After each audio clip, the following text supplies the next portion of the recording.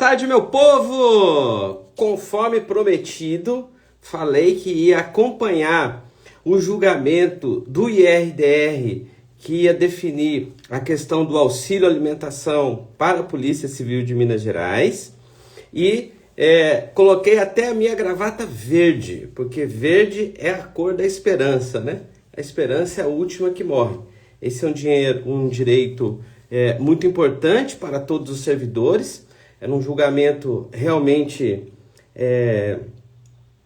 relevante, né, do ponto de vista dos policiais civis de Minas Gerais, que são basicamente assim, o maior público que eu tenho no escritório. Então eu tinha muito carinho por esse julgamento e por essa tese que, junto com os colegas do SINDEP, eu ajudei, inclusive, a desenvolver para a gente cobrar esses valores na justiça.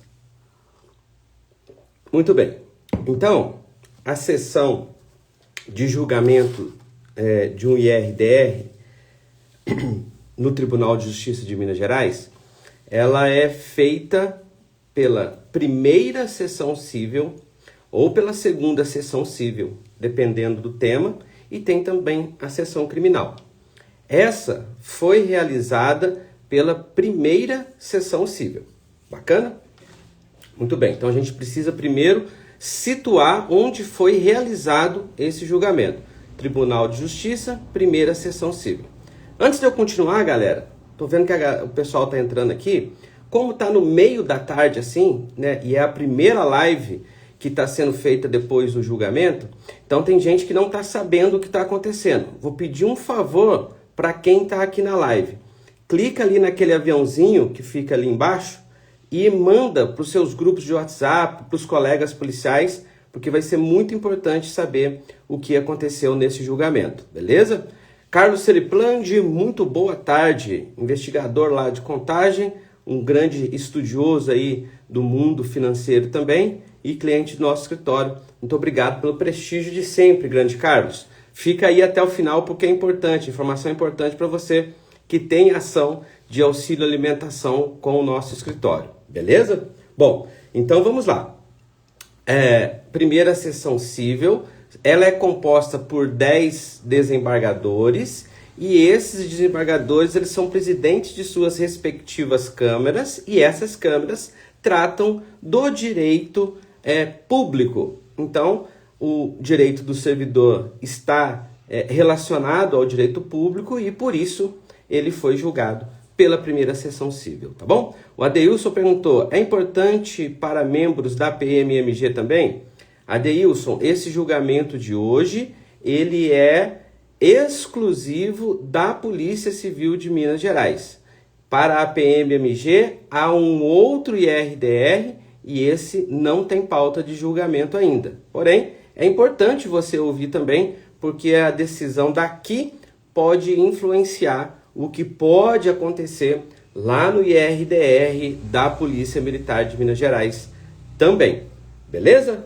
Bom, então vamos continuando aqui. Os desembargadores, então, que compõem essa primeira sessão civil, eu vou nominá-los aqui, tá? Vou dar o nome de cada um. É importante que vocês lembrem desses nomes depois. Não precisa anotar nem nada, não. Mas são nomes que ajudam a construir uma história de justiça ou de injustiça, porque cabe a eles julgar o direito das pessoas. Então, essa sessão foi presidida pelo desembargador Carlos Levenhagen. O desembargador Pedro Aleixo era o relator desse processo e compunham também a sessão os desembargadores Carlos Henrique Perpétuo Braga, Manuel dos Reis Moraes, Leopoldo Mameluque, Maurício Soares, desembargador Carlos Roberto de Faria e desembargadora Maria Cristina Cunha Carvalhais. Beleza? Muito bem. Aí teve gente que se inscreveu para a sustentação oral. Não apenas deixa eu só um minutinho, gente. Quem faz ao vivo é desse jeito, né? Deixa eu só pedir para o Luiz Guilherme e para o Eduardo Pise, que estão acompanhando com a gente, Gente, embaixo no celular de vocês tem um aviãozinho de papel, como se fosse um aviãozinho de papel. Clica ali, copia, por favor, esse link e manda e posta lá no grupo os direitos ocultos dos policiais civis de Minas Gerais. Estou pedindo para minha equipe fazer isso, para o pessoal que acompanha pelo WhatsApp acompanhar por aqui também, porque essa é uma decisão de suma importância para os policiais civis de Minas Gerais. Então vamos em frente. Eu localizei vocês no espaço e no tempo, Tribunal de Justiça, primeira sessão, e quem faz esses julgamentos. Quem fez esse julgamento de hoje. Inscrito para sustentação oral, eu estou olhando para baixo aqui, gente, porque eu fiz um montão de anotação, tá? Eu sou da época do papel ainda, então eu anoto tudo e por isso eu quero compartilhar com vocês a informação completa, porque é muito importante. Bom, inscritos para a sustentação oral, o Procurador do Estado, Dr. Alexandre Diniz, inscrito também os suscitantes, né, que eram os servidores que estavam no polo passivo, no polo ativo dessas ações, cobrando auxílio alimentação, o Dr. Igor Rafael, e pelos amigos da corte, né, que são as entidades de classe que também quiseram participar e colaborar nesse processo decisório. Então estavam inscritos Fernando Calazans, Dr. Fernando Calazans pelo SINDEP, o Dr. Nédens Vieira pela ADEPOL, Associação dos Delegados, e a doutora Silvia Castelo Branco do SINDEPO Minas. Primeiro falou o doutor Alexandre Diniz. O doutor Alexandre Diniz, ele trouxe alguns argumentos para que fosse julgado de maneira favorável ao Estado. O doutor, então, procurador do Estado, falou que a lei geral deve prevalecer sobre a lei geral deve prevalecer, que o decreto apenas regulamentou essa lei geral, então por isso não haveria irregularidade. Ele citou também como um terceiro ponto de argumento a súmula vinculante 37, que diz que a justiça não pode dar aumento ao servidor, e trouxe também o tema 600 do STF, que em termos de auxílio alimentação, não cabe o argumento da isonomia.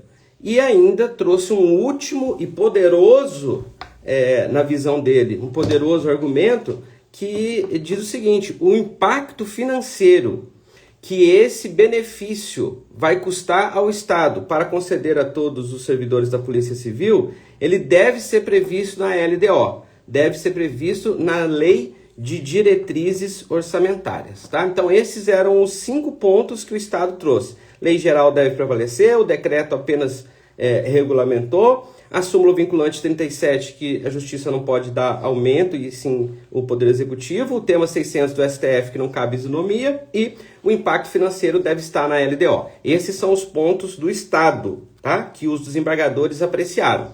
Muito bem. Aí o doutor Igor Rafael, pelos suscitantes, falou assim, foi o primeiro a sustentar a nosso favor, disse o seguinte: o decreto excede o seu poder de regulamentar e ele é tão errado, equivocado e irregular que o próprio chefe do Poder Executivo, em março de 2025, concedeu o auxílio alimentação, reconhecendo dessa maneira o vício no decreto, a sua regularidade e a sua ilegalidade. Bacana? Esse foi o primeiro ponto. Em seguida veio o doutor Fernando Calazans, pelo SINDEP, que fez uma sustentação oral extraordinária, muito bem feita, realmente admirável. Eu gosto de assistir porque eu aprendo também, e depois eu coloco em prática, sempre que eu consigo. O doutor Fernando Calazans, ele trouxe 6 argumentos. Bom, então ele disse assim, a lei não poderia excluir o policial civil, é o que a gente usa também nas nossas peças. O executivo não pode interpretar a lei de uma maneira restritiva, também um argumento que a gente usa nas nossas peças. Ele disse um argumento que eu não coloquei na minha peça, confesso que eu não coloquei, mas é muito interessante. Ele disse o seguinte: olha, antes de ser policial, todos são servidores públicos. E a lei diz, todo servidor público tem direito. Então, antes mesmo de ser policial, são servidores e, por essa razão, deveria ser pago o auxílio alimentação para todos. O quarto ponto que o Dr. Fernando Calazans trouxe é que o próprio governador fez o decreto e, quando ele fez o decreto, aí ele acrescentou, além do que o Dr. Igor já tinha falado, né? O argumento de que tinha que estar na LDO, que foi levantado pelo procurador do Estado na sustentação oral dele, não se sustenta, porque quando ele fez o decreto em 2025, não estava na LDO. Essa foi uma grande jogada, muito bem apontado pelo Dr. Fernando Calazans. O quinto ponto, ele fala que o decreto é inconstitucional por ser discriminatório, achei bem legal isso também, e ele fez um puxadinho. Aí esse puxadinho não tem pega, tá? Mas ele fez e eu achei bom, achei legal, mas não tem pega.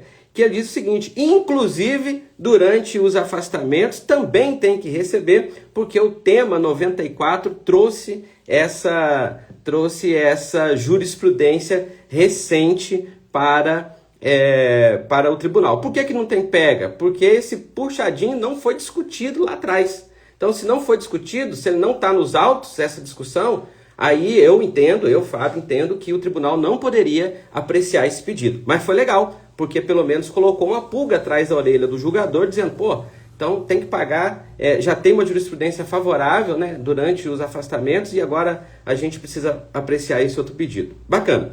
Passou então a sustentação oral subsequente da doutora Silvia Castelo Branco, do Sindepo Minas. Também uma sustentação oral muito consistente, muito boa.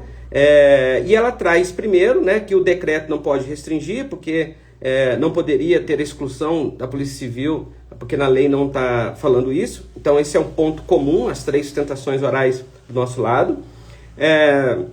O decreto não poderia inovar na execução da lei, também é um ponto que já havia sido trazido. E ela trouxe mais um ponto que eu achei interessante também, que os anteriores não tinham falado, que os policiais atendem todos os requisitos, inclusive de carga horária e qualquer outro que está previsto na lei, de modo que não teria motivo pelo qual deixar as forças de segurança de fora desse direito. Legal. Por último, sustentou o Dr. Nédens Vieira, da ADEPOL, Associação dos Delegados, e ele falou também da ilegalidade do decreto e trouxe mais um elemento que eu achei legal também, que os outros não tinham falado, que é o artigo 31 da Constituição do Estado. Na Constituição do Estado fala sobre o auxílio à alimentação também, ajuda de custo para as despesas com alimentação, e lá também assegura esse direito ao servidor público. Não fala o policial civil em específico, mas fala do servidor público. Então, uma matéria, portanto, constitucional, da Constituição do Estado. Beleza até aqui? Muito bem, então acabei de falar para vocês onde foi julgado, quem julgou, quem fez a sustentação oral e quais foram os argumentos trazidos para os desembargadores apreciar. E aí, a gente passa então para o julgamento propriamente dito. No julgamento, começa a falar o desembargador Pedro Aleixo, que é o relator desse julgamento. E o desembargador Pedro Aleixo, ele foi assim, rápido, rasteiro, pontual, objetivo, não ficou lendo aqueles votos gigantescos e disse o seguinte: não há qualquer justificativa razoável para deixar os policiais civis de fora. Ponto final. Não há qualquer justificativa razoável para deixar os policiais de fora, de modo que ele entende que sim, os policiais civis têm direito a receber a ajuda de custo para as despesas com alimentação desde 2016, quando a lei foi criada. Desde 2016, quando a lei foi criada, tá?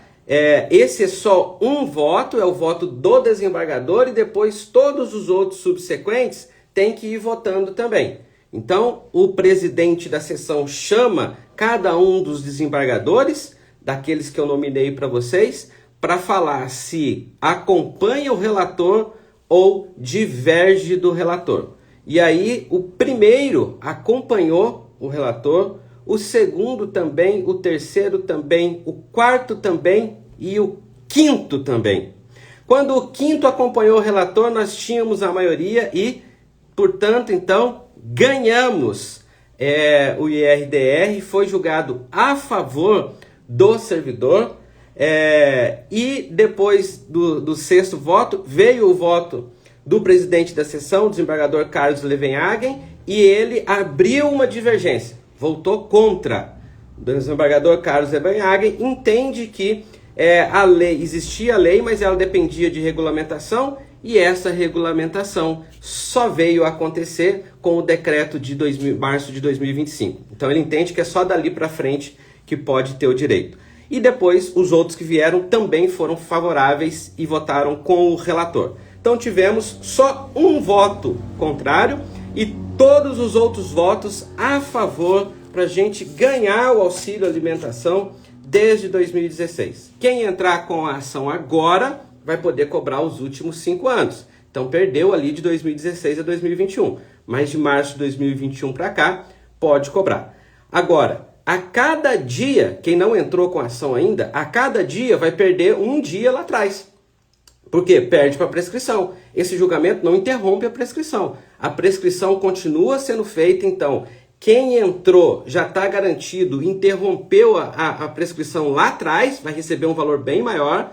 Quem não entrou ainda, entre imediatamente para estancar essa sangria. Professor João Bosco acabou de entrar aqui. Professor João Bosco, estou compartilhando aqui com a galera que nós ganhamos o IRDR do auxílio alimentação, o benefício todo até março de 2025, quando o Estado não pagava.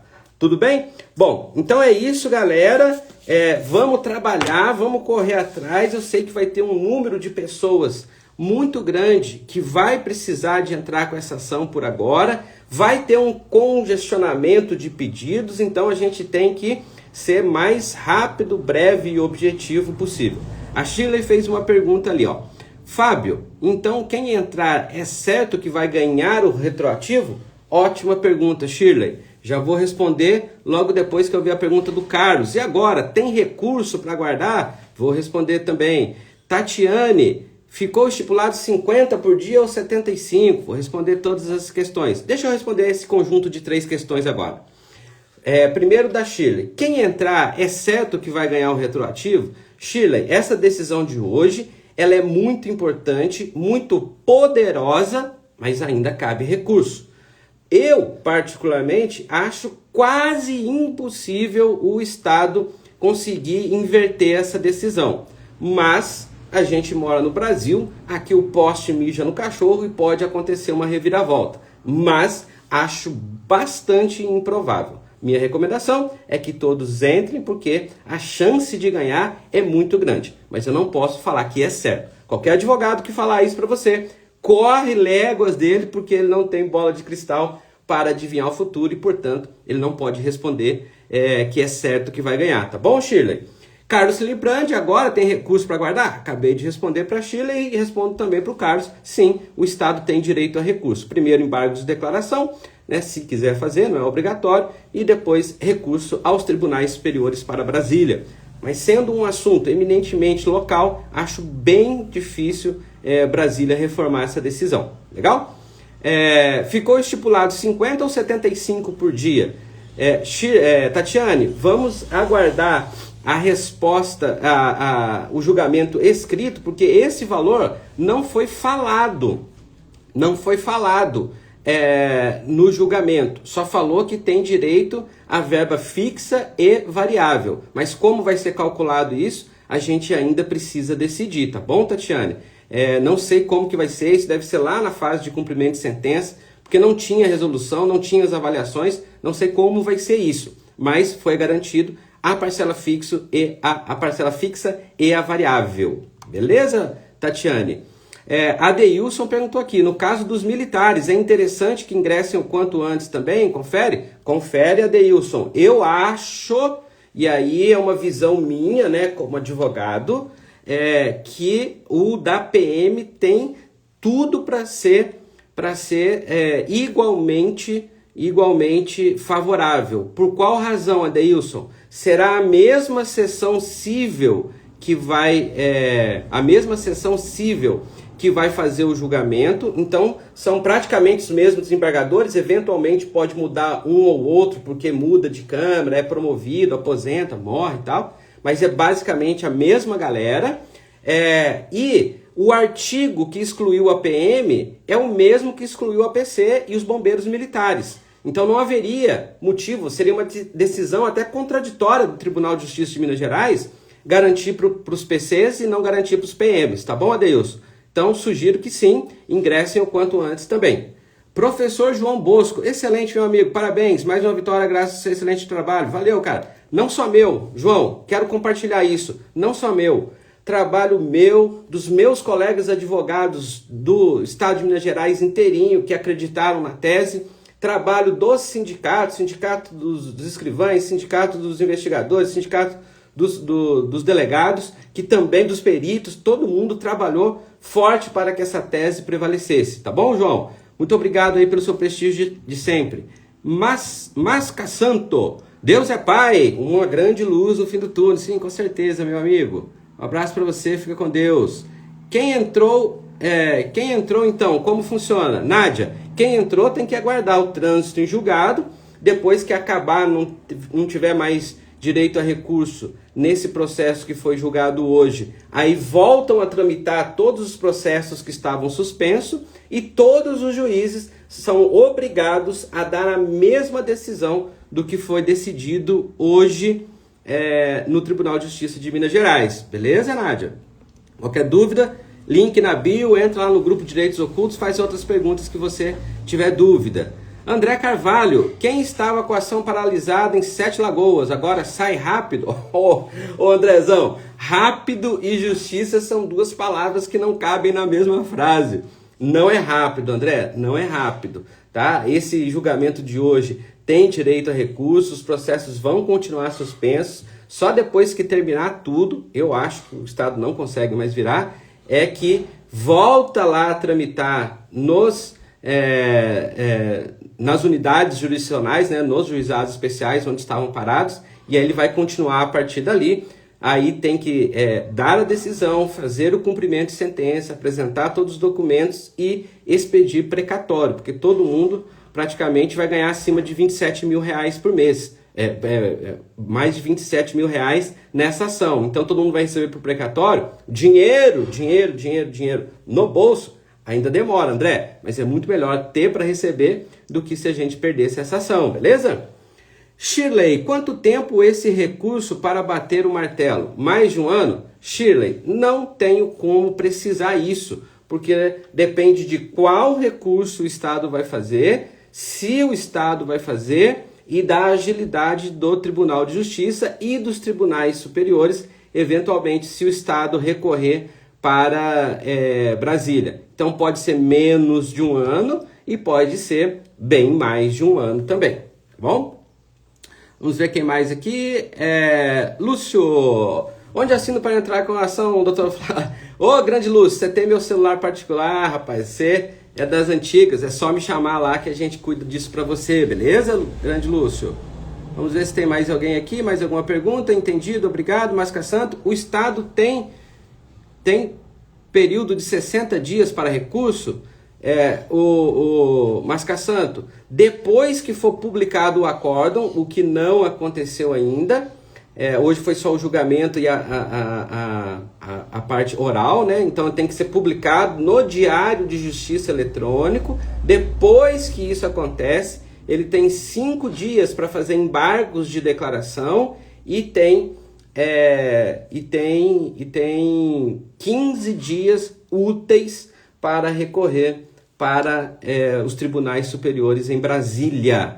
Então ainda tem prazo, mas não é esse de 60 dias não, tá bom? 5 dias úteis ou 15 dias úteis, depende do recurso que o Estado fizer.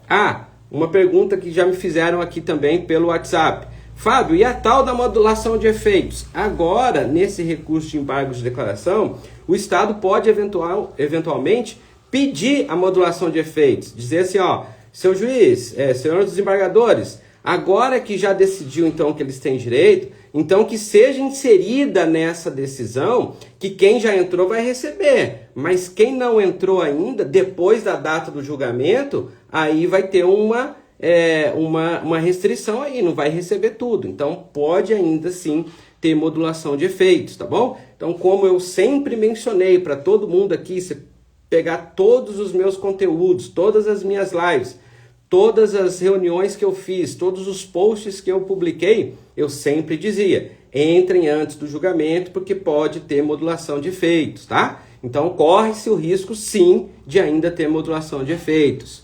Flávia Damasceno, os que transitaram em julgado indeferindo também. Flávia, os que transitaram em julgado, infelizmente, não tem como rediscutir, por dois motivos. Primeiro, porque no juizado especial não cabe ação rescisória. Segundo, que foi decidido sem direito a qualquer outro recurso que não tinha direito lá atrás.